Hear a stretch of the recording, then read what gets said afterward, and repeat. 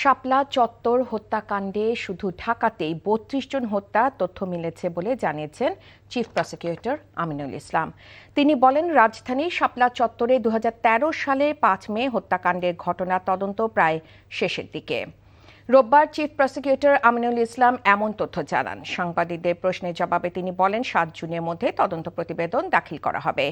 এর আগে গত ৫ এপ্রিল আন্তর্জাতিক অপরাধ ট্রাইব্যুনাল ১-এর চেয়ারম্যান বিচারপতি মোহাম্মদ গোলাম মর্তুজা মজুমদারের নেতৃত্বাধীন ২ সদস্যের বিচারিক প্যানেল তদন্ত প্রতিবেদন দাখিলের সময় ২ মাস বাড়িয়েছিলেন।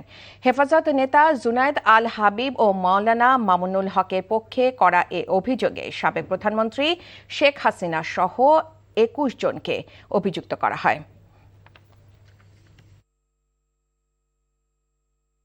৩২ জনের তো আমরা মৃত ব্যক্তির তালিকাই পেয়েছি, যেটা এই শাপলা চত্বরে অন দ্য স্পট মারা গেছে ৩২ জন, নারায়ণগঞ্জে মারা গেছে, চট্টগ্রামে মারা গেছে। আমরা প্রমাণ পেয়েছি, রং মাখা তো কাউকে পাই। আমরা প্রায় ৯০% তদন্ত কাজ আমরা শেষ করে এনেছি।